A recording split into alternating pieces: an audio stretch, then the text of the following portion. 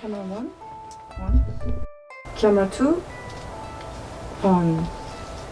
Ready? Action! Hello, my name is Artem and I'm 23 years old, and in this team I am both composer and the team manager. My friends do understand because a lot of my friends are actually fellow game designers. Some of them currently are working in studios, like they're actively in the industry. Some of them are doing some indie projects. My family, well, my grandma at the very first thought that I was going to do some black magic voodoo stuff.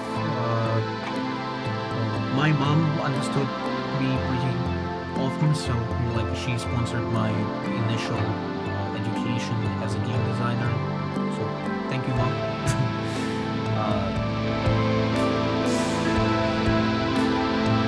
Thing is, personally, I don't think that I have ever thought in the direction that, hey, I want to make a game that would be like this. Instead, most of the times I was just pretty unhappy with the way games were.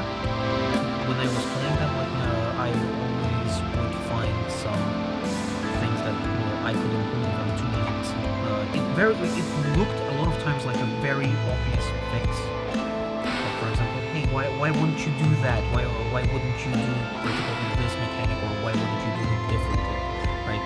And coming from this idea that I have a better idea than the original developer, I started studying games. I became a game designer, and well, now continue to work as well. I honestly don't think there is a personal project of mine that is currently available anywhere, because realistically speaking, most of the things that I'm doing with the intention of making them public. And when I'm making something public, I usually try to avoid things that are themes that are too close to, like, for myself, which would either make none of my projects personal, or each of them personal in its own kind of way. I cannot really decide on that.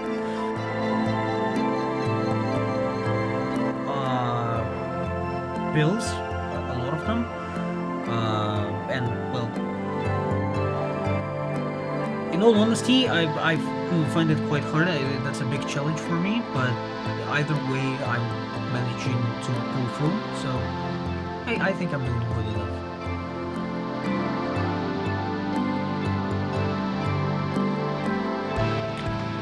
Well, to be honest, the combination of the Japanese folk motives with cyberpunk aesthetics is not something particularly new in culture. We have seen plenty of those examples already.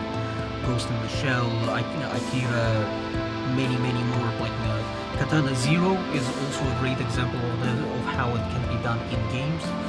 So, in all honesty, I'm just going to follow what they have done, and I'm just going to probably try to improve it and maybe tailor it a little bit more towards our project.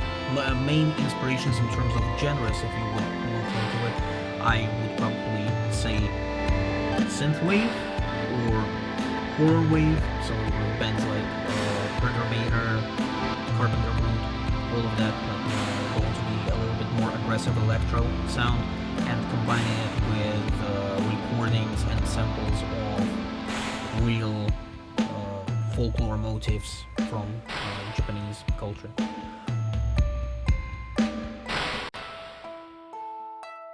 In terms of shifting the music inside the game itself, the thing is, what we are doing is still somewhat horror inspired, and in horror, what you would usually see is that the music is absent in the most scenes, right? What we have instead would be ambience. So inside of the game, what you would probably hear the most would be ambience, and that would be the work of my colleague.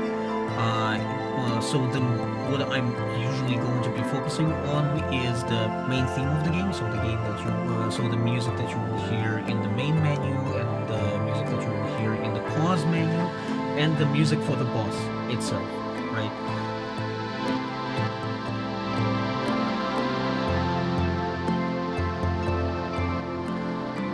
Tom Salta is very good composer in that regard. I think the works that he has done on Red Steel 2, which is something that is very close to what we are doing right now, and his work on Deathloop are absolutely amazing, even though in Deathloop I think it's a little bit underappreciated. So I would say, yeah, Tom Salta.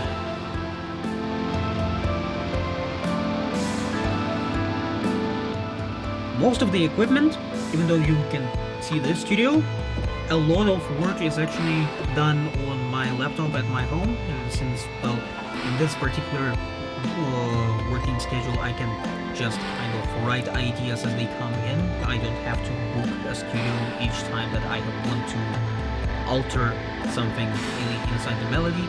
In this studio I am using some of the instruments, and I'm doing some parts of the mixing because, well, I do not have a professional audio equipment like the speakers that you see here, and I do not really have some of the samples, like for example the xylophone that we are going to use for some of the percussion parts inside the melody.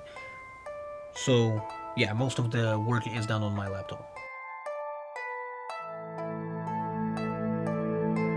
The thought process behind choosing a middleware was actually composed of two parts, which is the availability of professional guidance and the availability of personal experiences, right?